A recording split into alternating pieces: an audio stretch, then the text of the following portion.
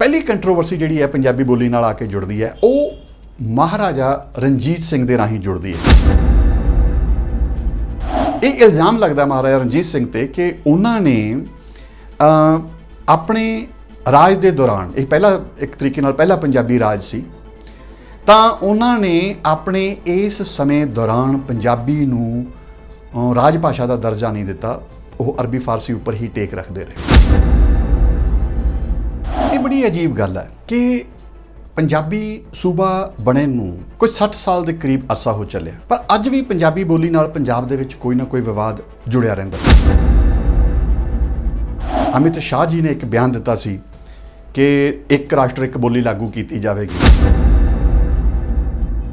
और गुरदास मान जी ने उन्होंने एक बयान दिता जिहड़ा कि मंदे भागां नूं उस दे नाल जुड़ गया तो फिर पंजाब 'च एक बहुत वड्डी कंट्रोवर्सी हुई। तो इस दे नाल फिर सियासत गरमा जाती है। मास्टर तारा सिंह और सरदार हुकम सिंह वर्गे जिहड़े लोग सन, खास तौर पर अकाली दल नाल जुड़े हुए, वो इस मुद्दे नूं चक लैंदे ने कि असीं किस तरीके की एक अर्ध शख्सीयत वाले लोग जनरेशन पंजाब दे विच पैदा कर रहे हैं, सिर्फ इस गल्लों डरदे कि पंजाब दे कुछ लोग नाराज़ हो जाएंगे। कोई नाराज़ नहीं हुंदा। तो फिर सरकारों को काहदा डर है कि वो कह देन कि बस हुण पंजाब दे विच पंजाबी लागू होगी हर पद्धर के उपर, वो क्यों डरते हैं? और जो सेंटर कोई इहो जी साजिश लैके आंदा पंजाब उसनूं रद्द करे, जे CBSI वालियां दी भी लोड़ है, असीं कहो उन्होंने बंद कर दो, स्कूल साडे चले जाओ, सानूं लोड़ नहीं।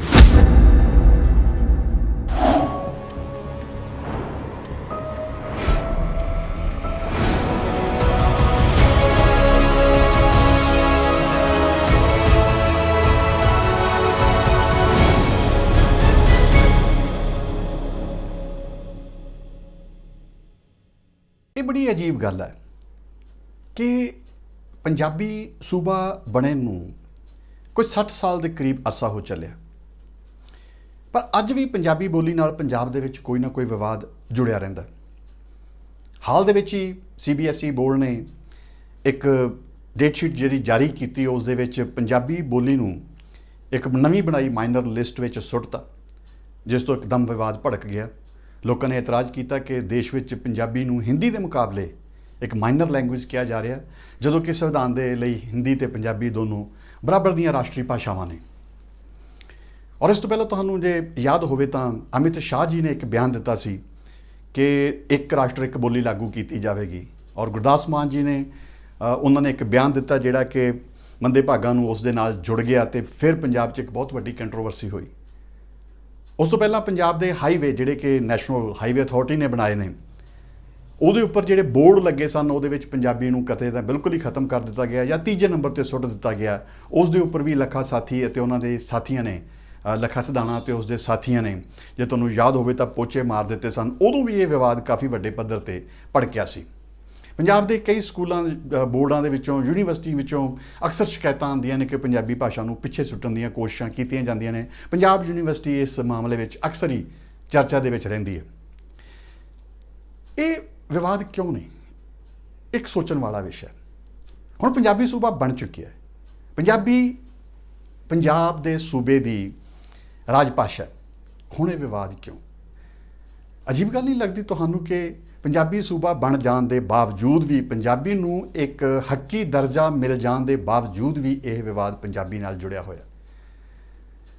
ये सच्ची मुच्ची एक बहुत अजीब ते चिंता वाली गल है, और ये कारण राजनीतिक ने। यह भी बड़ी मंदभागी गल है कि देश आज़ाद होए नूं 80 साल के करीब अरसा हो चलिया, लेकिन पंजाबी बोली दे नाल अज भी उही विवाद, उही राजनीति ते उही सियासी साजिशां जुड़ियां हुई ने ਜਿਹੜੀਆਂ 1948-50 के समय दौरान जुड़ियां हुई सन।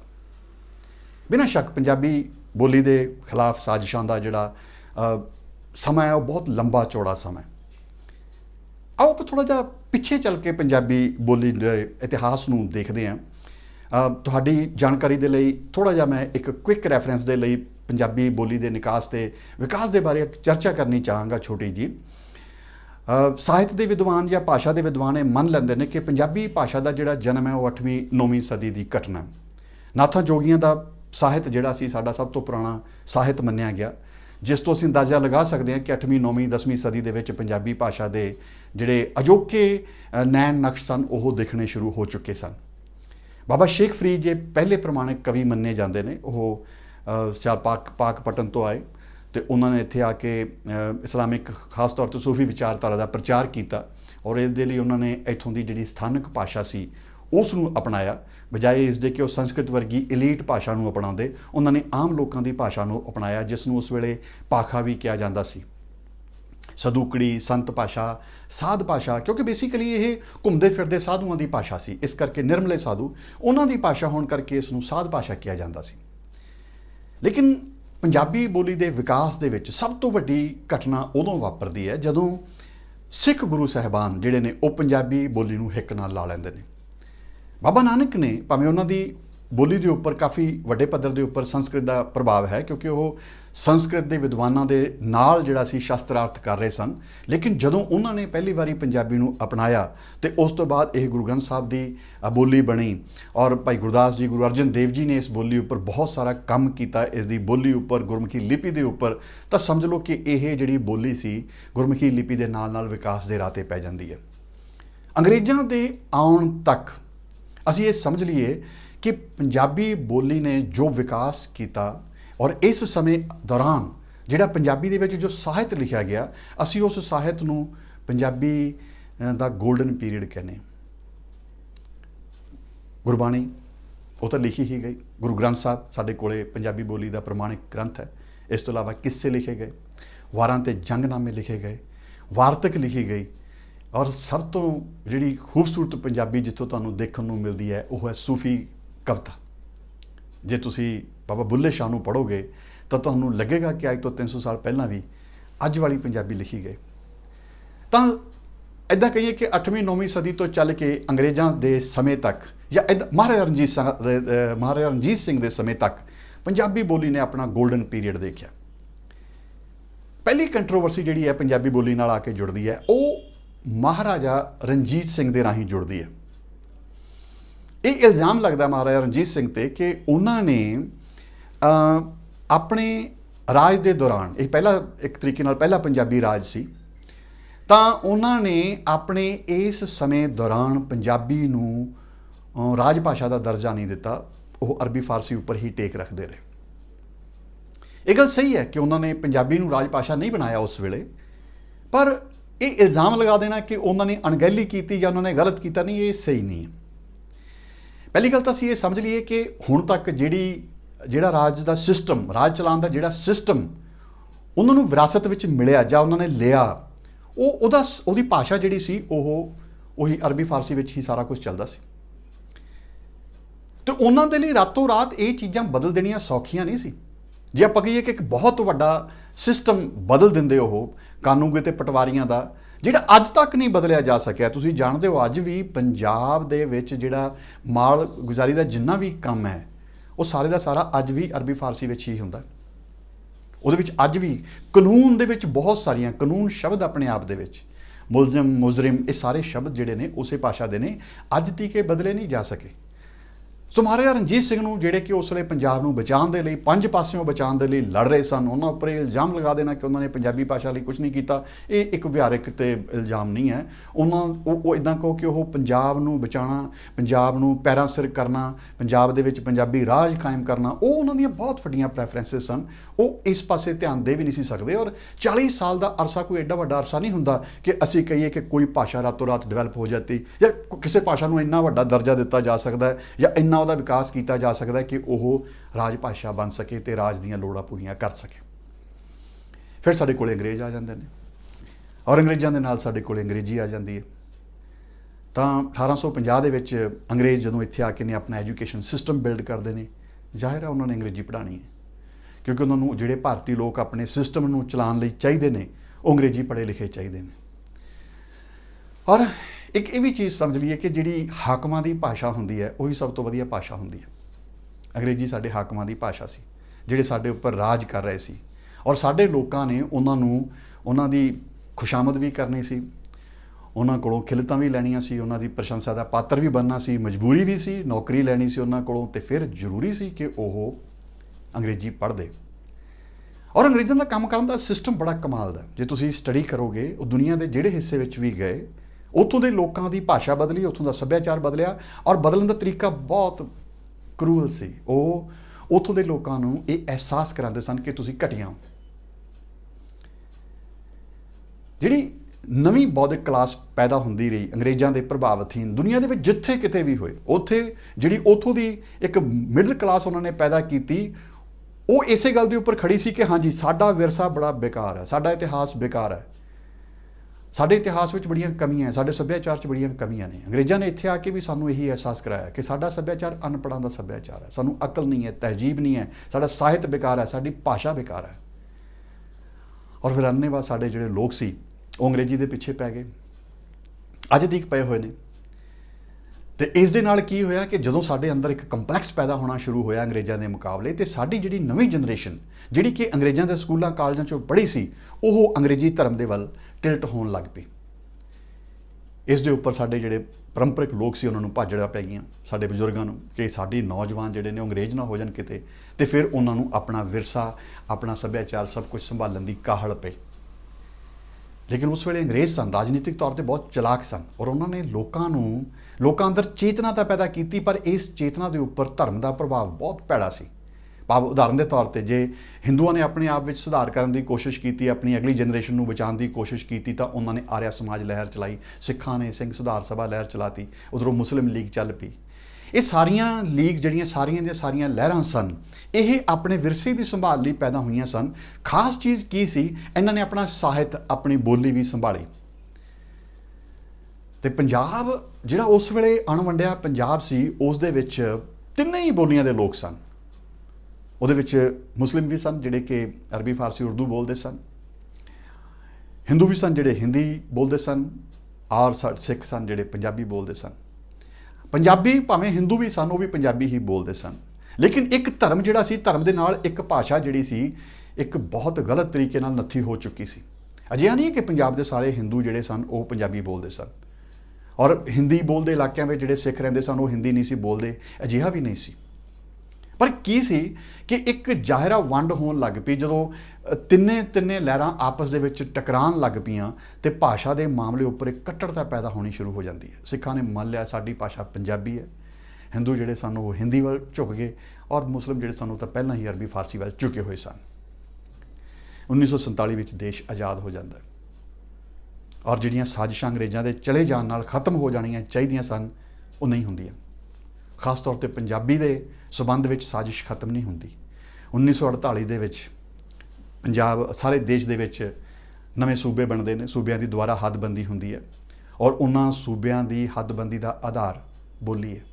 14 ਦੇ ਕਰੀਬ ਸੂਬੇ ਜਿਹੜੇ ਨੇ ਬੋਲੀ ਦੇ ਆਧਾਰ ਤੇ ਬਣਦੇ ਨੇ। 3 ਬੋਲੀਆਂ ਨੂੰ ਸੂਬੇ ਬਣਾਉਣ ਦੇ ਕਾਬਲ ਨਹੀਂ ਸਮਝਿਆ ਜਾਂਦਾ। ਧਿਆਨ ਨਾਲ ਸੁਣੋ, 3 ਬੋਲੀਆਂ ਨੂੰ ਦੇਸ਼ ਵਿੱਚ ਸੂਬੇ ਬਣਾਉਣ ਦੇ ਕਾਬਲ ਨਹੀਂ ਸਮਝਿਆ ਜਾਂਦਾ। ਇੱਕ ਸਿੰਧੀ ਹੈ, ਦੂਜੀ ਉਰਦੂ ਹੈ, ਤੇ ਤੀਜੀ ਪੰਜਾਬੀ। ਤੁਸੀਂ ਦੇਖ ਸਕਦੇ ਹੋ ਉਰਦੂ ਤੇ ਪੰਜਾਬੀ ਦਾ ਕਿੰਨਾ ਵੱਡਾ ਦਾਇਰਾ ਹੈ, ਔਰ ਇਹਨਾਂ 2 ਬੋਲੀਆਂ ਨੂੰ ਇਹ ਕਹਿ ਕੇ ਰਿਜੈਕਟ ਕਰ ਦਿੱਤਾ ਜਾਂਦਾ ਕਿ ਇਹਨਾਂ ਦੇ ਆਧਾਰ ਤੇ ਸੂਬੇ ਨਹੀਂ ਬਣ ਸਕਦੇ। ਪੰਜਾਬ ਬਹੁਤ ਵੱਡਾ ਸ਼ਾਨਦਾਰ ਸੂਬਾ ਸੀ, ਮਹਾਰਾਜਾ ਰਣਜੀਤ ਸਿੰਘ ਦਾ ਪੂਰਾ ਰਾਜ ਪਿਆ ਸੀ ਇਸ ਦੇ ਪਿੱਛੇ, ਔਰ ਪੰਜਾਬੀ ਬੋਲਣ ਵਾਲਿਆਂ ਦੀ ਗਿਣਤੀ ਉਸ ਵਿੱਚ ਦੇਸ਼ ਵਿੱਚ ਹਿੰਦੀ ਬੋਲਣ ਵਾਲਿਆਂ ਦੀ ਗਿਣਤੀ ਤੋਂ ਕਿਤੇ ਜ਼ਿਆਦਾ ਹੀ ਹੋਏਗੀ, ਘੱਟ ਨਹੀਂ ਹੋਏਗੀ, ਬਰਾਬਰ ਤਾਂ ਪੱਕਾ ਹੀ ਹੋਏਗੀ। ਲੇਕਿਨ ਪੰਜਾਬੀ ਬੋਲੀ ਨੂੰ ਕਿਹਾ ਜਾਂਦਾ ਕਿ ਪੰਜਾਬੀ ਸੂਬਾ ਬਣਾਉਣ ਦੇ ਕਾਬਲ ਨਹੀਂ।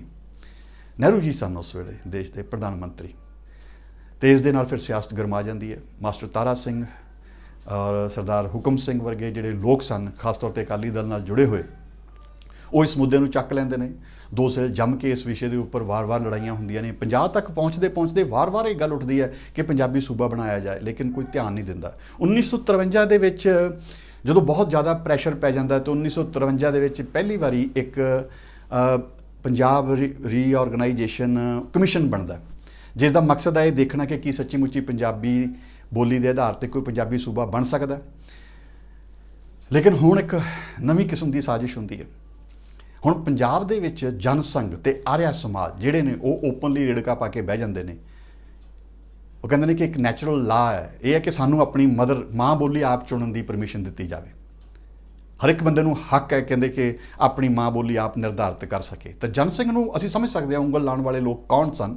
ਤਾਂ ਉਹਨਾਂ ਨੇ ਪੰਜਾਬ ਦੇ ਆਮ ਹਿੰਦੂਆਂ ਨੂੰ ਇਸ ਗੱਲ ਲਈ ਭੜਕਾਇਆ ਕਿ ਤੁਸੀਂ ਆਪਣੀ ਬੋਲੀ ਜਿਹੜੀ ਹੈ ਹਿੰਦੀ ਕਹਿਣੀ ਹੈ, ਪੰਜਾਬੀ ਨਹੀਂ ਕਹਿਣੀ। ਇੱਥੋਂ ਤੱਕ ਇਹ ਵੀ ਸ਼ਰਤ ਰੱਖ ਦਿੱਤੀ ਗਈ ਕਿ ਜੇ ਪੰਜਾਬੀ ਕਹਿਣੀ ਹੈ ਤਾਂ ਪਹਿਲਾਂ ਗੁਰਮੁਖੀ ਨੂੰ ਕੱਢਿਆ ਜਾਵੇ, ਗੁਰਮੁਖੀ ਸ਼ਬਦ ਬਦਲਿਆ ਜਾਵੇ ਤੇ ਪੰਜਾਬੀ ਜਿਹੜੀ ਹੈ ਦੇਵਨਾਗਰੀ ਵਿੱਚ ਲਿਖੀ ਜਾਵੇ। 1953 ਦੇ ਵਿੱਚ ਇਹ ਸਾਜ਼ਿਸ਼ਾਂ ਜ਼ੋਰ ਫੜ ਜਾਂਦੀਆਂ ਨੇ ਔਰ ਇਹ ਬਕਾਇਦਾ ਇੱਕ ਹਿੰਦੀ ਰਕਸ਼ਾ ਸਮਿਤੀ ਬਣ ਜਾਂਦੀ ਹੈ ਤੇ ਉਹ ਗੱਲ ਜਿਹੜੀ ਹੈ ਕਿਸੇ ਪਾਸੇ ਲੱਗਦਾ ਰੌਲਾ ਗੋਲਾ ਜ਼ਿਆਦਾ ਹੋ ਜਾਏਗਾ, ਕਿਸੇ ਪਾਸੇ ਉਹ ਸਿਰੇ ਨਹੀਂ ਲੱਗਦੀ। ਔਰ 1955 ਦੇ ਵਿੱਚ ਫਿਰ ਇੱਕ ਘਟਨਾ ਵਾਪਰਦੀ ਹੈ, SGPC ਦੀਆਂ ਚੋਣਾਂ ਹੁੰਦੀਆਂ ਨੇ ਔਰ ਉਹਦੇ ਵਿੱਚ ਅਕਾਲੀਆਂ ਨੂੰ ਪਹਿਲੀ ਵਾਰ ਬੜੀ ਹੁੰਝਾ ਫੇਰ ਜਿੱਤ ਹਾਸਲ ਹੁੰਦੀ ਹੈ। ਉਹ ਟੋਟਲ 132 ਦੇ ਸੀਟਾਂ ਉੱਪਰ ਕੰਟੈਸਟ ਕਰਦੇ ਨੇ, ਜਿਹਦੇ ਵਿੱਚ 110 ਸੀਟਾਂ ਲੈ ਕੇ ਉਹ ਜਿੱਤਦੇ ਨੇ।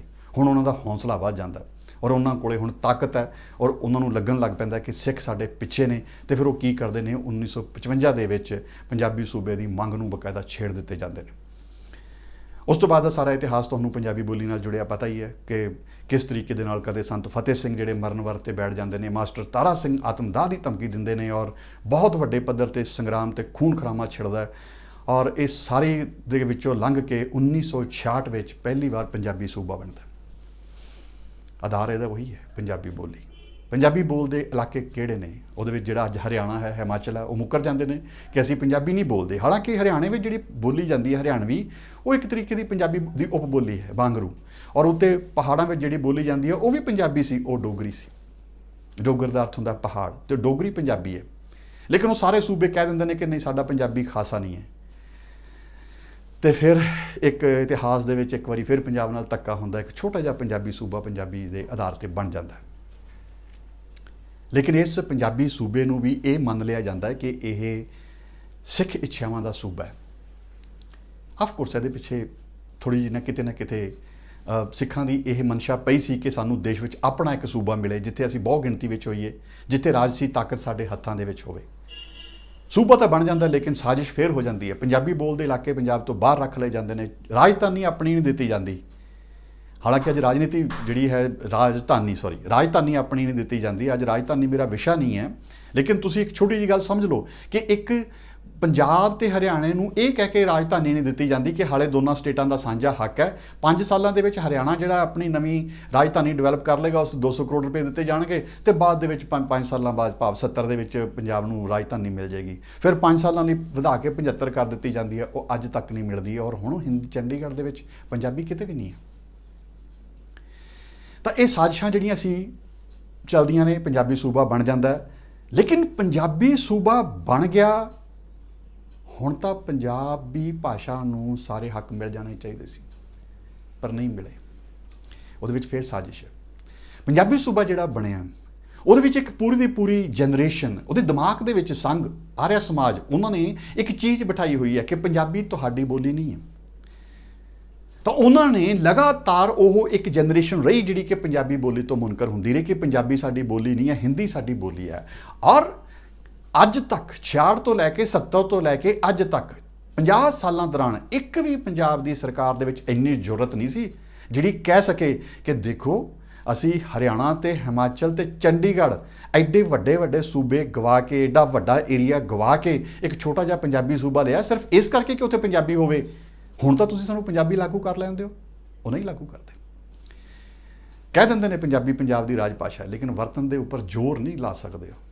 ਜਦੋਂ ਸੈਂਟਰ ਕੋਈ ਧੱਕਾ ਕਰਦਾ ਪੰਜਾਬੀ ਨਾਲ, ਕੋਈ ਲੀਡਰ ਨਹੀਂ ਬੋਲਦਾ, ਕੋਈ ਸਰਕਾਰ ਨਹੀਂ ਬੋਲਦੀ, ਕੋਈ ਸਿਆਸੀ ਪਾਰਟੀ ਨਹੀਂ ਬੋਲਦੀ। ਕਿਉਂ? ਕਿਉਂਕਿ ਅੱਜ ਵੀ ਉਹਨਾਂ ਨੂੰ ਹਿੰਦੂ ਵੋਟਾਂ ਦਾ ਡਰ ਮਾਰਦਾ। ਉਹਨਾਂ ਨੂੰ ਲੱਗਦਾ ਪੰਜਾਬ ਦੇ ਹਿੰਦੂ ਨਾਰਾਜ਼ ਹੋ ਜਾਣਗੇ। ਹਾਲਾਂਕਿ ਅਜਿਹਾ ਨਹੀਂ ਹੈ। ਬਾਅਦ ਦੀਆਂ ਮਰਦਮਸ਼ੁਮਾਰੀਆਂ ਦੇ ਵਿੱਚ ਪੰਜਾਬ ਦੇ ਵਿੱਚ 90% ਲੋਕਾਂ ਨੇ ਪੰਜਾਬੀ ਆਪਣੀ ਮਾਂ ਬੋਲੀ ਲਿਖਾਈ ਹੈ। ਇਹਦਾ ਮਤਲਬ ਹੈ ਕਿ ਪੰਜਾਬ ਦੀ ਘੱਟੋ ਘੱਟ 26-27% ਜਿਹੜੀ ਆਬਾਦੀ ਹੈ ਉਹ ਵੀ ਖੁਦ ਦੀ ਆਪਣੀ ਮਾਂ ਬੋਲੀ ਪੰਜਾਬੀ ਮੰਨਣ ਲੱਗ ਚੁੱਕੀ ਹੈ। ਲੇਕਿਨ ਸਰਕਾਰਾਂ ਦੇ ਅੰਦਰ ਡਰ ਹੈ ਔਰ ਇਸੇ ਦੇ ਚਲਦਿਆਂ ਹੋਇਆਂ ਅੱਜ ਵੀ ਪੰਜਾਬ ਨਾਲ ਜਦੋਂ ਕੋਈ ਧੱਕਾ ਹੋ ਜਾਂਦਾ, ਸਰਕਾਰਾਂ ਨਹੀਂ ਬੋਲਦੀਆਂ, ਸਿਆਸੀ ਪਾਰਟੀਆਂ ਨਹੀਂ ਬੋਲਦੀਆਂ, ਲੋਕ ਹੀ ਬੋਲਦੇ ਨੇ। ਇਹ ਪੰਜਾਬੀ ਭਾਸ਼ਾ ਦਾ ਸਭ ਤੋਂ ਵੱਡਾ ਦੁਖਾਂਤ ਹੈ ਕਿ ਅੱਜ ਵੀ ਇਸ ਦੇ ਵਿੱਚ ਵੋਟਾਂ ਦੀ ਗਿਣਤੀ ਮਿਣਤੀ ਕੀਤੀ ਜਾਂਦੀ ਹੈ ਤੇ ਬੋਲੀ ਜਿਹੜੀ ਹੈ ਉਹ ਵੋਟਾਂ ਦੀ ਗਿਣਤੀ ਮਿਣਤੀ ਦੇ ਪੱਖੋਂ ਮਾਰ ਖਾ ਜਾਂਦੀ। ਮੈਂ ਚਾਹਾਂਗਾ ਕਿ ਅਸੀਂ ਇਸ ਗੱਲ ਨੂੰ ਥੋੜੀ ਜਿਹੀ ਚਿੰਤਾ ਨਾਲ ਲਈਏ ਕਿ ਬੇਸ਼ੱਕ ਪੰਜਾਬੀ ਸੂਬਾ ਬਣ ਚੁੱਕਿਆ, ਪਰ 1966 ਦੇ ਆਸ-ਪਾਸ ਜੋ ਪੰਜਾਬ ਦੇ ਵਿੱਚ ਮਾਰਕਾਟ ਹੋਈ, ਜੋ ਵਿਵਾਦ ਹੋਏ, ਜੋ ਸੰਕਟ ਪੰਜਾਬੀਆਂ ਦੇ ਲਈ ਕ੍ਰੀਏਟ ਹੋਇਆ, ਲੋਕ ਧਾਰਮਿਕ ਆਧਾਰਾਂ ਤੇ ਬੋਲੀ ਨੂੰ ਲੈ ਕੇ ਵੰਡੇ ਗਏ, ਉਸ ਦੀ ਕੁੜੱਤਣ ਅੱਜ ਵੀ ਬਾਕੀ ਹੈ, ਉਹ ਗਈ ਹੀ ਨਹੀਂ। ਔਰ ਉਹ ਕੁੜੱਤਣ ਜਿਹੜੀ ਹੈ ਉਹ ਬੋਲੀ ਨੂੰ ਭੁਗਤਣੀ ਪੈਂਦੀ ਹੈ। ਅੱਜ ਵੀ ਅਸੀਂ ਪੰਜਾਬੀ ਲੋਕ ਪੰਜਾਬੀ ਬੋਲੀ ਨੂੰ ਉਵੇਂ ਨਹੀਂ ਅਪਣਾਉਂਦੇ ਜਿਵੇਂ ਸਾਨੂੰ ਅਪਣਾਉਣਾ ਚਾਹੀਦਾ। ਅਗਲੇ ਹਿੱਸੇ ਦੇ ਵਿੱਚ ਮੈਂ ਉਹ 2-3 ਸਮੱਸਿਆਵਾਂ ਆਪਣੇ ਵੱਲੋਂ ਤੁਹਾਡੇ ਨਾਲ ਸ਼ੇਅਰ ਕਰਨਾ ਚਾਹਾਂਗਾ, ਲੇਕਿਨ ਇਹ ਕੋਈ ਮੇਰੇ ਇਕੱਲੇ ਦੇ ਬੋਲਣ ਦਾ ਵਿਸ਼ਾ ਨਹੀਂ ਹੈ। ਮੈਂ ਸਮਝਦਾ ਕਿ ਸਾਨੂੰ ਸਾਰੇ ਪੰਜਾਬੀਆਂ ਨੂੰ ਇਹਦੇ ਬਾਰੇ ਵਿਚਾਰ ਕਰਨਾ ਚਾਹੀਦਾ ਹੈ ਕਿ ਪੰਜਾਬੀ ਬੋਲੀ ਸਾਡੇ ਲਈ ਕੀ ਅਰਥ ਰੱਖਦੀ ਹੈ। ਜੇ ਤੁਸੀਂ ਡਾਕਟਰ ਜੋਗਾ ਸਿੰਘ ਨਾਮ ਦੇ ਪੰਜਾਬੀ ਦੇ ਬਹੁਤ ਵੱਡੇ ਵਿਦਵਾਨ ਨੇ, ਪੰਜਾਬੀ ਯੂਨੀਵਰਸਿਟੀ ਵਿੱਚੋਂ, ਸ਼ਾਇਦ ਹੁਣ ਰਿਟਾਇਰ ਹੋ ਚੁੱਕੇ ਨੇ, ਉਹਨਾਂ ਨੇ ਬਹੁਤ ਲੰਬਾ ਸਮਾਂ ਬੋਲੀ ਦੇ ਉੱਪਰ, ਮਾਂ ਬੋਲੀ ਉੱਪਰ ਰਿਸਰਚ ਕੀਤੀ ਹੈ। ਔਰ ਉਹਨਾਂ ਦਾ ਇਹ ਮੰਨਣਾ ਹੈ ਕਿ ਜੇ ਕਿਸੇ ਸੂਬੇ ਨੇ, ਕਿਸੇ ਖਿੱਤੇ ਨੇ ਤਰੱਕੀ ਕਰਨੀ ਹੈ ਤਾਂ ਉਹ ਆਪਣੀ ਮਾਂ ਬੋਲੀ ਵਿੱਚ ਹੀ ਕਰ ਸਕਦਾ ਹੈ। ਦੁਨੀਆ ਵਿੱਚ ਕਿੰਨੀਆਂ ਕੌਮਾਂ ਦੀ ਉਦਾਹਰਨ ਉਹ ਦਿੰਦੇ ਨੇ। ਜਾਪਾਨ, ਚਾਈਨੀਜ਼ ਲੋਕ, ਉਹਨਾਂ ਨੇ ਕਦੇ ਅੰਗਰੇਜ਼ੀ ਨੂੰ ਨਹੀਂ ਅਪਣਾਇਆ। ਜਰਮਨ ਲੋਕ, ਉਹ ਕਦੇ ਵੀ ਅੰਗਰੇਜ਼ੀ ਦੇ ਗੁਲਾਮ, ਉਹਨਾਂ ਦੇ ਦੇਸ਼ਾਂ ਵਿੱਚ ਵੀ ਅੰਗਰੇਜ਼ੀ ਹੈ ਲੇਕਿਨ ਉਹ ਗੁਲਾਮ ਨਹੀਂ ਰਹੇ ਤੇ ਉਹਨਾਂ ਨੇ ਆਪਣੀ ਬੋਲੀ ਦੇ ਵਿੱਚ ਤਰੱਕੀ ਕੀਤੀ ਹੈ। ਉਹ ਕਹਿੰਦੇ ਨੇ ਕਿ ਬੱਚੇ ਦਾ ਮਾਨਸਿਕ ਵਿਕਾਸ ਜਿਹੜਾ ਹੈ, ਡਾਕਟਰ ਜੋਗਾ ਸਿੰਘ ਦਾ ਮੰਨਣਾ ਹੈ, ਉਹ ਸਿਰਫ ਆਪਣੀ ਬੋਲੀ ਦੇ ਵਿੱਚ ਹੀ ਹੋ ਸਕਦਾ ਹੈ। ਪਰ ਪ੍ਰੋਬਲਮ ਇਹ ਹੈ ਕਿ ਸਾਡੇ ਜਿਹੜੇ ਪੰਜਾਬੀ ਲੋਕ ਨੇ, ਤਾਰੀਫ ਵਿੱਚ ਕਹਿਣਾ ਹੋਊਗਾ ਤਾਂ ਇਹ ਕਹਾਂਗੇ ਕਿ ਬਹੁਤ ਲਿਬਰਲ ਨੇ, ਬਹੁਤ ਅਡੈਪਟੇਬਿਲਿਟੀ ਆ ਉਹਨਾਂ ਵਿੱਚ, ਔਰ ਉਹ ਦੂਜਿਆਂ ਦੇ ਕੰਮ ਆਉਣ ਦੇ ਚੱਕਰ ਵਿੱਚ ਅਕਸਰ ਆਪਣਾ ਨੁਕਸਾਨ ਕਰ ਲੈਂਦੇ ਨੇ। ਬੋਲੀ ਉਹਨਾਂ ਵਿੱਚੋਂ ਇੱਕ ਚੀਜ਼ ਹੈ। ਪਹਿਲੀ ਗੱਲ ਤਾਂ ਸਾਨੂੰ ਕੰਪਲੈਕਸ ਬਹੁਤ ਹੈ।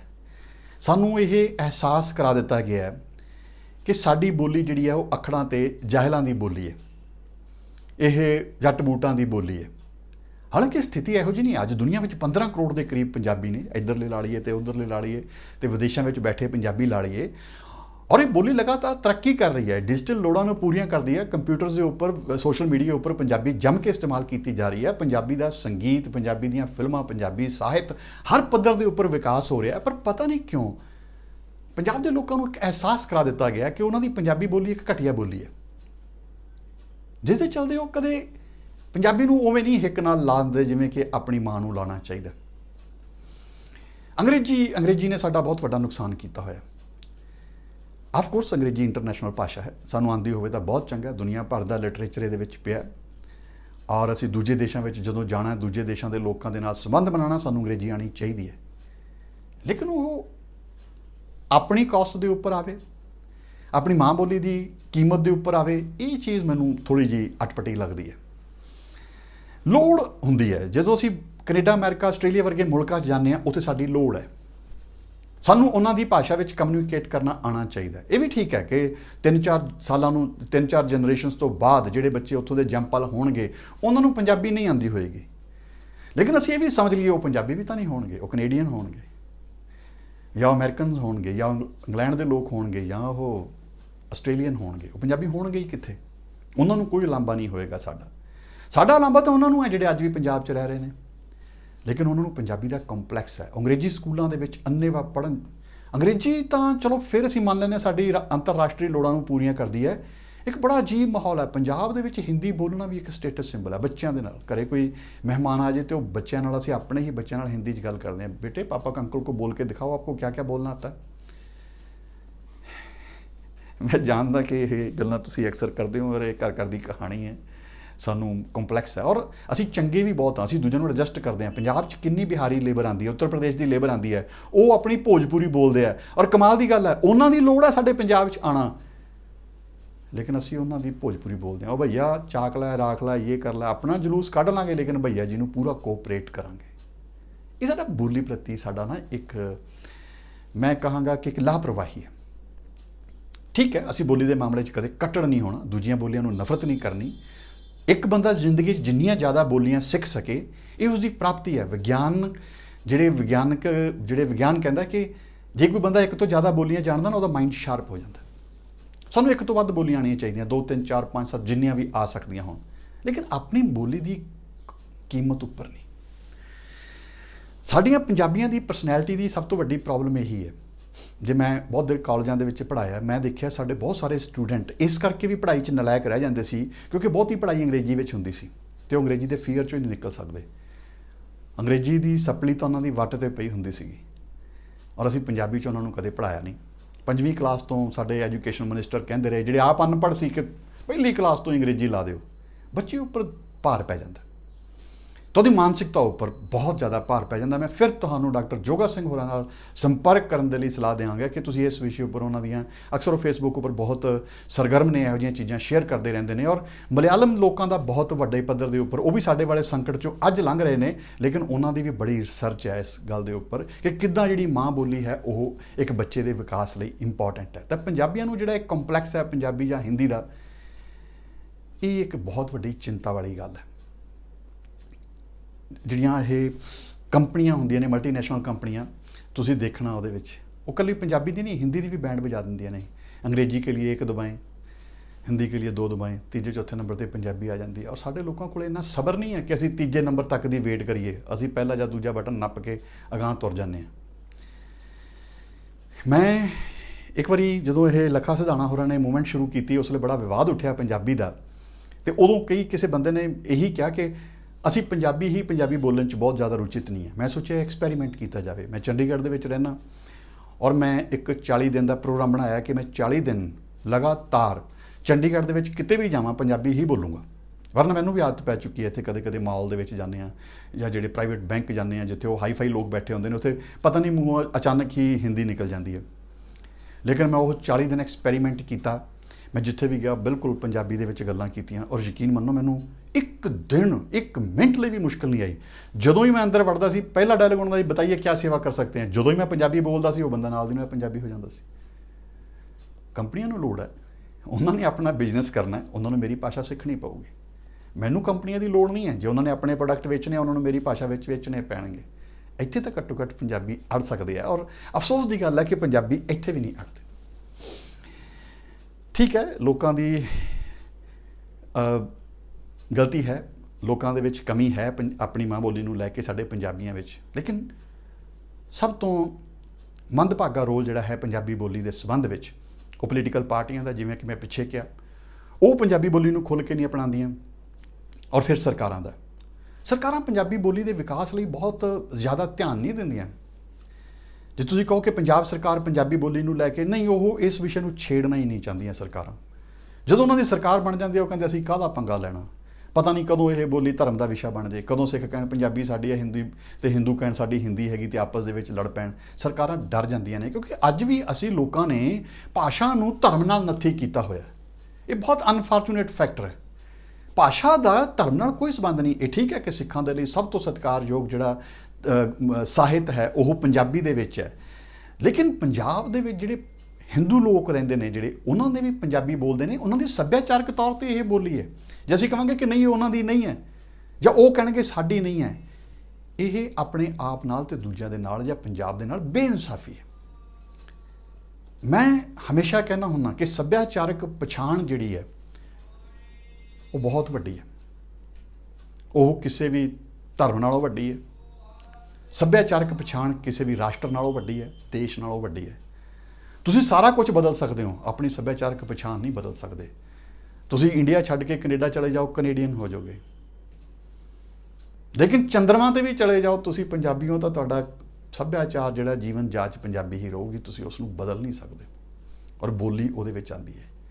ਬੋਲੀ ਸਾਡੀ ਪਰਸਨੈਲਿਟੀ ਦਾ, ਸਾਡੀ ਸ਼ਖਸੀਅਤ ਦਾ ਸਭ ਤੋਂ ਵੱਡਾ ਹਿੱਸਾ ਹੈ। ਇਹ ਸਾਡੀ ਸ਼ਖਸੀਅਤ ਨੂੰ ਡਿਫਾਈਨ ਕਰਦੀ ਹੈ। ਬੋਲੀ ਬਦਲਦੀ ਹੈ, ਸਾਡੀ ਸ਼ਖਸੀਅਤ ਬਦਲਦੀ ਹੈ। ਤਾਂ ਇਹ ਚੀਜ਼ ਜਿਹੜੀ ਹੈ ਕਿ ਸਾਡੀਆਂ ਸਰਕਾਰਾਂ ਇਸ ਚੀਜ਼ ਨੂੰ ਕਦੇ ਸਮਝਦੀਆਂ ਹੀ ਨਹੀਂ ਕਿ ਅਸੀਂ ਕਿਸ ਤਰੀਕੇ ਦੀ ਇੱਕ ਅਰਧ ਸ਼ਖਸੀਅਤ ਵਾਲੇ ਲੋਕ ਜਨਰੇਸ਼ਨ ਪੰਜਾਬ ਦੇ ਵਿੱਚ ਪੈਦਾ ਕਰ ਰਹੇ ਹਾਂ। ਸਿਰਫ ਇਸ ਗੱਲੋਂ ਡਰਦੇ ਕਿ ਪੰਜਾਬ ਦੇ ਕੁਝ ਲੋਕ ਨਾਰਾਜ਼ ਹੋ ਜਾਣਗੇ। ਕੋਈ ਨਾਰਾਜ਼ ਨਹੀਂ ਹੁੰਦਾ। ਮੈਂ ਦੱਸਦਾ, ਪਿਛਲੇ ਦਿਨਾਂ ਵਿੱਚ ਮੈਨੂੰ ਹੁਣ ਐਗਜ਼ੈਕਟ ਯਾਦ ਨਹੀਂ ਹੈ, ਲੇਕਿਨ ਇੱਕ ਮਰਦਮਸ਼ੁਮਾਰੀ ਮੈਂ ਗਿਣਾ ਸਕਦਾ ਜਿਹਦੇ ਵਿੱਚ 85 ਤੋਂ 90% ਪੰਜਾਬ ਦੇ ਲੋਕਾਂ ਨੇ ਕਿਹਾ ਕਿ ਉਹਨਾਂ ਦੀ ਮਾਂ ਬੋਲੀ ਪੰਜਾਬੀ ਹੈ। ਇਹਦਾ ਮਤਲਬ ਵੱਡੇ ਪੱਧਰ ਦੇ ਉੱਪਰ ਹਿੰਦੂਆਂ ਨੇ ਵੀ ਸਵੀਕਾਰ ਕੀਤਾ। ਤੇ ਫਿਰ ਸਰਕਾਰਾਂ ਨੂੰ ਕਾਹਦਾ ਡਰ ਹੈ ਕਿ ਉਹ ਕਹਿ ਦੇਣ ਕਿ ਬਸ ਹੁਣ ਪੰਜਾਬ ਦੇ ਵਿੱਚ ਪੰਜਾਬੀ ਲਾਗੂ ਹੋਊਗੀ ਹਰ ਪੱਧਰ ਦੇ ਉੱਪਰ। ਉਹ ਕਿਉਂ ਡਰਦੇ ਨੇ? ਔਰ ਜਦੋਂ ਸੈਂਟਰ ਕੋਈ ਇਹੋ ਜਿਹੀ ਸਾਜ਼ਿਸ਼ ਲੈ ਕੇ ਆਉਂਦਾ, ਪੰਜਾਬ ਉਸ ਨੂੰ ਰੱਦ ਕਰੇ। ਜੇ CBSI ਵਾਲਿਆਂ ਦੀ ਵੀ ਲੋੜ ਹੈ, ਅਸੀਂ ਕਹੋ ਉਹਨਾਂ ਨੂੰ ਬੰਦ ਕਰ ਦਿਓ, ਇੱਕ ਸਕੂਲ ਸਾਡੇ ਚਲੇ ਜਾਓ, ਸਾਨੂੰ ਲੋੜ ਨਹੀਂ ਹੈ। ਮੈਂ ਇੱਕ ਛੋਟੇ ਜਿਹੇ ਦੇਸ਼ ਦੀ ਉਦਾਹਰਨ ਦੇਣੀ ਚਾਹਾਂਗਾ, ਥਾਈਲੈਂਡ। ਮੈਂ ਇੱਕ ਫਿਲਮ ਦੀ ਸ਼ੂਟਿੰਗ ਦੇ ਸਿਲਸਿਲੇ ਵਿੱਚ ਉੱਥੇ ਗਿਆ ਔਰ ਮੈਂ ਦੇਖ ਕੇ ਹੈਰਾਨ ਰਹਿ ਗਿਆ। ਉੱਥੇ ਲੋਕ ਜਿਹੜੇ ਨੇ ਉਹ ਥਾਈ ਬੋਲਦੇ ਨੇ, ਉਹਨਾਂ ਨੂੰ ਅੰਗਰੇਜ਼ੀ ਵੀ ਨਹੀਂ ਆਉਂਦੀ ਬਸ, ਤੇ ਬੋਲਣ 'ਚ ਬਹੁਤਾ ਇੰਟਰਸਟ ਵੀ ਨਹੀਂ ਲੈਂਦੇ। ਮੈਂ ਇੱਕ ਦਿਨ ਉੱਥੇ ਹੋਟਲ ਦੇ ਵੇਟਰ ਨੂੰ ਫੜ ਲਿਆ। ਮੈਂ ਕਿਹਾ ਯਾਰ ਤੁਸੀਂ ਕਿੱਡੇ ਕੁ ਬਦਤਮੀਜ਼ ਲੋਕ ਹੋ, ਤੁਹਾਨੂੰ ਅੰਗਰੇਜ਼ੀ ਵੀ ਨਹੀਂ ਆਉਂਦੀ, ਅਸੀਂ ਕੀ ਕਰੀਏ ਇੱਥੇ? उन्हें बड़ा साफ जहा जवाब देता, कहता जी आप आते हो, हम तो आपको बुलाते नहीं। मतलब कि उन्हें बिल्कुल ही गल क्लीयर करती, कहता तुसीं आने हो, असीं किहड़ा तुहानूं बुलाने ना, तुहाडी लोड़ है, इत्थे आने हो, ਇੱਥੇ ਤੁਹਾਡੀ ਲੋੜ ਆ, ਭੁੱਖੇ ਮਰੋਗੇ ਜੇ ਨਹੀਂ ਸਾਡੀ ਲੈਂਗੁਏਜ ਸਿੱਖੋਗੇ। ਤੇ ਸਾਨੂੰ ਸਿੱਖਣੀ ਪੈ ਗਈ ਉੱਥੇ ਜਾ ਕੇ 5 7 10 ਸ਼ਬਦ ਜਿੰਨੇ ਸਾਨੂੰ ਜ਼ਰੂਰੀ ਸੀ। ਮੈਂ ਇਹ ਕਹਿੰਦਾ ਕਿ ਕੌਮਾਂ ਐਰੋਗੈਂਟ ਨਹੀਂ ਹੋਣੀਆਂ ਚਾਹੀਦੀਆਂ, ਤੁਹਾਨੂੰ ਦੂਜਿਆਂ ਦੀਆਂ ਭਾਸ਼ਾਵਾਂ ਆਉਣ, ਲੇਕਿਨ ਕਿਤੇ ਨਾ ਕਿਤੇ ਸਰਕਾਰਾਂ ਨੂੰ, ਲੋਕਾਂ ਨੂੰ ਆਪਣੀ ਭਾਸ਼ਾ ਪ੍ਰਤੀ ਚੇਤਨ ਤਾਂ ਹੋਣਾ ਪਏਗਾ। ਜਦੋਂ ਇਹਦਾ ਸੰਬੰਧ ਡਾਕਟਰ ਜੋਗਾ ਸਿੰਘ ਕਹਿ ਰਹੇ ਨੇ ਕਿ ਮਨੁੱਖ ਦੀ ਸ਼ਖਸੀਅਤ ਦੇ ਨਾਲ ਹੈ।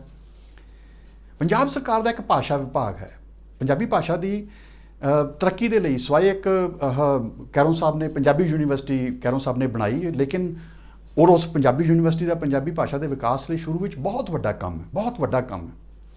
ਲੇਕਿਨ ਬਾਅਦ ਦੇ ਵਿੱਚ ਹੌਲੀ ਹੌਲੀ ਉੱਥੇ ਵੀ ਲੋਕਾਂ ਦਾ ਧਿਆਨ ਹਟਦਾ ਗਿਆ। ਅੱਜ ਭਾਸ਼ਾ ਵਿਭਾਗ ਹੈ ਪਟਿਆਲੇ ਦੇ ਵਿੱਚ, ਲੇਕਿਨ ਪੰਜਾਬ ਸਰਕਾਰ ਉਸ ਨੂੰ ਕੋਈ ਬਹੁਤੀ ਸਰਪ੍ਰਸਤੀ ਨਹੀਂ ਦਿੰਦੀ।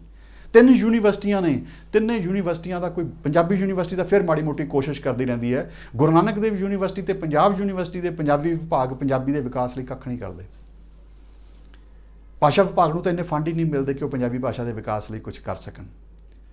ਤੁਸੀਂ ਦੇਖ ਸਕਦੇ ਹੋ ਅੱਜ ਪੰਜਾਬੀ ਭਾਸ਼ਾ ਦਾ ਆਪਣਾ ਕੋਈ ਸ਼ਬਦ ਜੋੜ ਕੋਸ਼ ਨਹੀਂ ਹੈ। ਅੱਜ ਤੱਕ ਪੰਜਾਬੀ ਭਾਸ਼ਾ ਸ਼ਬਦ ਜੋੜਾਂ ਦੇ ਪੱਖੋਂ ਇਕਸਾਰ ਨਹੀਂ ਹੋ ਸਕੀ। ਤੁਸੀਂ ਸੋਚ ਸਕਦੇ ਹੋ ਕਿੱਡੀ ਵੱਡੀ ਪ੍ਰੋਬਲਮ ਹੈ। ਪੰਜਾਬੀ ਯੂਨੀਵਰਸਿਟੀ ਹੋਰ ਕੁਝ ਸਹੀ ਕਹਿੰਦੀ ਹੈ, ਸ਼ਬਦ ਜੋੜ ਜਦੋਂ ਲਿਖੇ ਹੁੰਦੇ ਨੇ ਸਪੈਲਿੰਗ ਮਿਸਟੇਕ ਉਹ ਹੋਰ ਤਰੀਕੇ ਨਾਲ ਸਹੀ ਕਹਿੰਦੀ ਹੈ। ਪੰਜਾਬੀ ਯੂਨੀਵਰਸਿਟੀ ਦਾ ਹੋਰ ਤਰੀਕੇ ਦਾ ਸਿਸਟਮ ਹੈ। ਔਰ ਇੰਟਰਨੈਟ ਉੱਪਰ ਜਾ ਕੇ ਦੇਖੋ ਕਿੰਨੇ ਸਾਰੇ ਪੰਜਾਬੀ ਸਪੈਲ ਚੈੱਕ ਨੇ, ਉਹ ਕਿ ਇੱਕ ਸਪੈਲ ਚੈੱਕ ਜਿਹੜਾ ਹੈ ਇੱਕ ਸ਼ਬਦ ਨੂੰ ਸਹੀ ਕਹਿ ਦਿੰਦਾ, ਦੂਜਾ ਗਲਤ ਕਹਿ ਦਿੰਦਾ। ਸੋ ਜਿਸ ਭਾਸ਼ਾ ਦੀ ਹਜੇ ਸ਼ਬਦ ਜੋੜ ਹੀ ਇਕਸਾਰ ਨਹੀਂ ਹੋਏ, ਅਸੀਂ ਕਿਵੇਂ ਮੰਨ ਲਈਏ ਕਿ ਸਰਕਾਰਾਂ ਦਾ ਉਸ ਭਾਸ਼ਾ ਦੇ ਵੱਲ ਧਿਆਨ ਹੈ। ਯੂਨੀਵਰਸਿਟੀ ਦੀ ਭੂਮਿਕਾ ਬਹੁਤ ਵਧੀਆ ਹੋ ਸਕਦੀ ਸੀ, ਪਰ ਅਨਫੋਰਚੂਨੇਟਲੀ ਯੂਨੀਵਰਸਿਟੀਆਂ ਕੁਛ ਨਹੀਂ ਕਰ ਰਹੀਆਂ। ਰੈਦਰ ਪੰਜਾਬੀ ਵਿਭਾਗਾਂ ਦੇ ਵਿਦਵਾਨ ਤਾਂ ਪੰਜਾਬੀ ਬੋਲੀ ਦੇ ਵਿੱਚ ਅੰਨ੍ਹੇਵਾਹ ਸੰਸਕ੍ਰਿਤ ਦੇ ਸ਼ਬਦ ਵਾੜ ਕੇ ਉਹਨਾਂ ਦਾ ਪੰਜਾਬੀ ਭਾਸ਼ਾ ਬਰਬਾਦ ਕਰ ਰੱਖੀ ਹੈ। ਤੁਹਾਨੂੰ ਉਹਨਾਂ ਦੀ ਕੋਈ ਗੱਲ ਸਮਝ ਨਹੀਂ ਆਉਂਦੀ। ਤੁਸੀਂ ਉਹਨਾਂ ਦੀ ਆਲੋਚਨਾ ਪੜ੍ਹ ਕੇ ਦੇਖ ਲਓ, ਤੁਹਾਨੂੰ ਸਮਝ ਹੀ ਨਹੀਂ ਆਏਗੀ। ਉਹ ਭਾਰੇ ਤੋਂ ਭਾਰੇ ਹੋਰ ਭਾਸ਼ਾਵਾਂ ਦੇ ਸ਼ਬਦ ਵਰਤਨ ਨੂੰ ਹੀ ਉਹ ਆਲੋਚਨਾ ਸਮਝਦੇ ਨੇ, ਔਰ ਕੋਈ ਸ਼ਬਦ ਜੋੜ, ਨਵੇਂ ਸ਼ਬਦ ਲੱਭਣ ਦੀ ਕੋਸ਼ਿਸ਼ ਨਹੀਂ ਕਰਦਾ। ਅਸੀਂ ਕੋਸ਼ਿਸ਼ ਕਰ ਸਕਦੇ ਹਾਂ ਕਿ ਪੰਜਾਬੀ ਦੀ ਨਵੀਂ ਸ਼ਬਦਾਵਲੀ ਲੱਭੀ ਜਾਵੇ ਜਿਸ ਦੇ ਵਿੱਚ ਅਸੀਂ ਵਿਗਿਆਨ ਤੱਕ ਪੜ੍ਹਾ ਸਕੀਏ, ਲੇਕਿਨ ਸਾਡੀਆਂ ਸਰਕਾਰਾਂ ਦੀਆਂ, ਸਾਡੀਆਂ ਸਿੱਖਿਆ ਵਿਭਾਗਾਂ ਦੀਆਂ, ਸਾਡੇ ਸਕੂਲ ਬੋਰਡ ਦੀਆਂ ਇਹੋ ਜਿਹੀਆਂ ਕੋਈ ਉਹਨਾਂ ਦੇ ਇਹੋ ਜਿਹੇ ਮੰਤਵ ਬਿਲਕੁਲ ਵੀ ਨਹੀਂ ਹੈਗੇ। ਸਿਆਸਤ ਹੁੰਦੀ ਹੈ, ਅੱਜ ਵੀ ਬੋਲੀ ਨੂੰ ਲੈ ਕੇ ਸਿਆਸਤ ਹੁੰਦੀ ਹੈ। ਅੱਜ ਵੀ ਬੋਲੀ ਜਿਹੜੀ ਹੈ, ਪੰਜਾਬੀ ਜਿਹੜੀ ਹੈ, ਉਹ ਸਿਆਸਤ ਵਿੱਚ ਫਸੀ ਹੋਈ ਹੈ, ਔਰ ਇਹ ਇੱਕ ਬਹੁਤ ਚਿੰਤਾ ਦਾ ਵਿਸ਼ਾ ਹੈ। ਜਿੰਨੀ ਦੇਰ ਤੱਕ ਅਸੀਂ ਪੰਜਾਬੀ ਬੋਲੀ ਦੇ ਪ੍ਰਤੀ ਪੰਜਾਬ ਦੇ ਲੋਕ ਚੇਤਨ ਨਹੀਂ ਹੁੰਦੇ, ਸਰਕਾਰਾਂ 'ਤੇ ਪ੍ਰੈਸ਼ਰ ਨਹੀਂ ਪਾਉਂਦੇ ਕਿ ਉਹ ਪੰਜਾਬੀ ਨੂੰ ਅਪਣਾਉਣ ਅਤੇ ਪੰਜਾਬੀ ਦੇ ਵਿਕਾਸ ਲਈ ਸਾਰਾ ਕੁਝ ਕਰਨ, ਜਿੰਨੇ ਅਸੀਂ ਲੋਕ ਨਹੀਂ ਅੜਦੇ। ਇੱਕ ਇਕੱਲੇ ਲੱਖੇ ਸਿਧਾਣੇ ਦੇ ਲੜਨ ਨਾਲ ਕੁਝ ਨਹੀਂ ਹੋਣਾ ਮਿੱਤਰੋ, ਜਾਂ 2-4 ਬੰਦਿਆਂ ਦੇ ਡਾਕਟਰ ਜੋਗਾ ਸਿੰਘ ਦੇ ਬੋਲਣ ਨਾਲ ਕੁਝ ਨਹੀਂ ਹੋਣਾ। ਸਾਨੂੰ ਪੰਜਾਬ ਦੇ ਲੋਕਾਂ ਨੂੰ ਪੰਜਾਬੀ ਬੋਲੀ ਦੇ ਲਈ ਆਵਾਜ਼ ਬੁਲੰਦ ਕਰਨੀ ਪੈਣੀ। ਇਹ ਸਾਡੇ ਜੀਵਨ ਨਾਲ ਜੁੜਿਆ ਹੋਇਆ ਪ੍ਰਸ਼ਨ ਹੈ। ਠੀਕ ਹੈ, ਇਹਦਾ ਸੰਬੰਧ ਸਾਡੀ ਆਰਥਿਕਤਾ ਨਾਲ ਨਹੀਂ ਹੈ, ਸਾਡੀਆਂ ਨੌਕਰੀਆਂ ਨਾਲ ਨਹੀਂ ਹੈ, ਪਰ ਇਹਦਾ ਸੰਬੰਧ ਸਾਡੀ ਸ਼ਖਸੀਅਤ ਨਾਲ ਹੈ। ਮਨੁੱਖ ਦੀ ਸ਼ਖਸੀਅਤ ਉਸ ਦੀ ਆਪਣੀ ਬੋਲੀ ਵਿੱਚ ਹੀ ਵਿਕਸਿਤ ਹੋ ਸਕਦੀ ਹੈ, ਵਰਨਾ ਤਾਂ ਅੰਗਰੇਜ਼ੀ ਦਾ ਸਾਨੂੰ ਕੰਪਲੈਕਸ ਹੀ ਮਾਰ ਕੇ ਬਹਿ ਜਾਊਗਾ। ਔਰ ਜਿਹੜਾ ਇਹ ਭਾਜਪਾ ਦਾ ਏਜੰਡਾ ਹੈ, ਇੱਕ ਰਾਸ਼ਟਰ ਇੱਕ ਬੋਲੀ, ਹੋਰ ਵੀ ਖਤਰਨਾਕ ਹੈ। ਬੋਲੀ ਦੇ ਰਾਹੀਂ ਕੌਮਾਂ ਕੰਟਰੋਲ ਹੁੰਦੀਆਂ ਨੇ। ਤੁਸੀਂ ਕਿਸੇ ਕੌਮ ਦੀ ਬੋਲੀ ਮਾਰ ਦਿਓ, ਉਹਦੀ ਮਾਨਸਿਕਤਾ ਕੰਟਰੋਲ ਹੋ ਜਾਏਗੀ, ਔਰ ਭਾਜਪਾ ਇਹੀ ਕਰਨ ਦੀ ਕੋਸ਼ਿਸ਼ ਕਰ ਰਹੀ ਹੈ। ਇੱਕ ਰਾਸ਼ਟਰ ਇੱਕ ਬੋਲੀ, ਕਿਉਂ? ਸਾਨੂੰ ਦੂਜਿਆਂ ਦੀ ਬੋਲੀ ਬੋਲਣ ਲਾਇਆ ਜਾਊਗਾ।